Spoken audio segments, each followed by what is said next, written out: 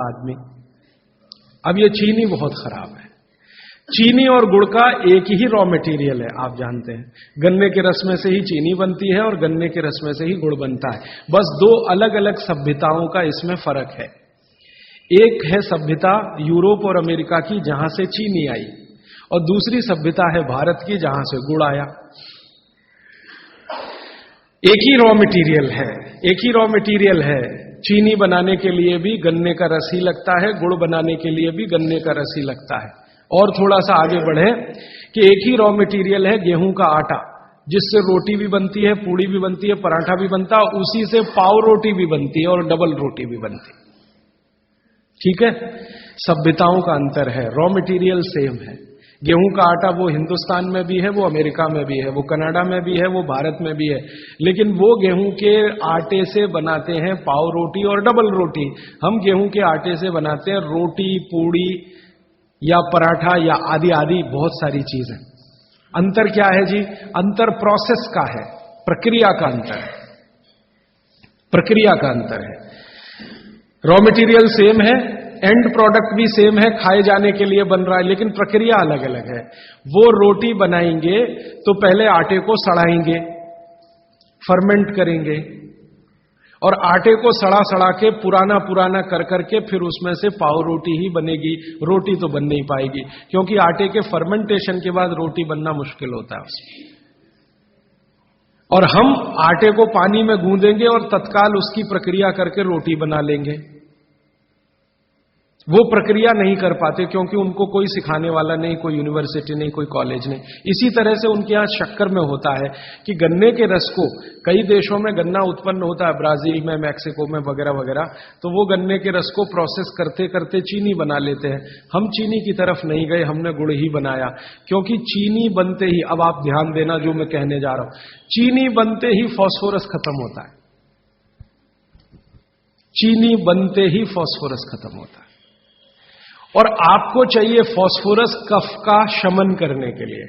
अब वो है ही नहीं चीनी में, तो आप जो चीनी खा रहे हैं वो जिस उद्देश्य के लिए खा रहे हैं वो पूर्ति ही नहीं होती। और चीनी एक ऐसा केमिकल है, अगर मैं ब्लैक बोर्ड लेके चौक पे समझाना शुरू करूं तो समय थोड़ा ज्यादा लगेगा, लेकिन अंतिम बात आप जल्दी समझ जाएं। चीनी जब आपके शरीर में जाती है और ये टूटती है, हर चीज अंदर जाके टूटती है, माने पचती है, तो इसके सबसे अंत में जो बनता है वो एसिड है। और गुड़ जब शरीर में जाता है और टूटता है तो इसके सबसे अंत में जो बनता है वो क्षार है। अब मैंने आपसे थोड़े दिन पहले कहा था, पता नहीं याद है कि नहीं, पेट में हमेशा अम्ल है, ठीक है।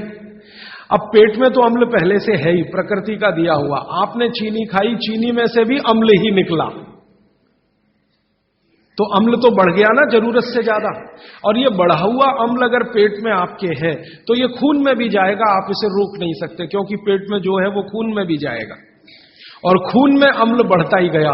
रोज आपने 1 चम्मच चीनी खाई, 2 चम्मच चीनी खाई, 3 चम्मच चीनी खाई, हर दिन उसमें से अम्ल निकल रहा है, और पेट का अम्ल भी उसमें जुड़ रहा है, फिर निकल रहा है, फिर जुड़ रहा है, फिर निकल रहा है। फिर 10 साल का हिसाब निकालो, 20 साल का निकालो, 30 साल का निकालो, आपका दिमाग घूम जाए। रोज का अगर 2 चम्मच चीनी का हिसाब जोड़ो, वैसे तो जो 2 चम्मच से ज्यादा ही रहती है एक आदमी की जिंदगी में चीनी। दूध में भी चीनी लेते हैं, चाय में भी चीनी लेते हैं, 2 चम्मच रोज की। 2 चम्मच माने हो गई लगभग 10 ग्राम के आसपास। तो 10 ग्राम चीनी रोज की, 1 साल में कितनी, 10 साल में कितनी, 30 साल में कितनी, 40 साल में कितनी, हिसाब निकालोगे ना तो मरते समय तक 1 बोरा चीनी तो कोई भी खा लेता है, 100 किलो तक। अब इतनी चीनी खा के जो एसिड बनेगा वो कहां जाएगा?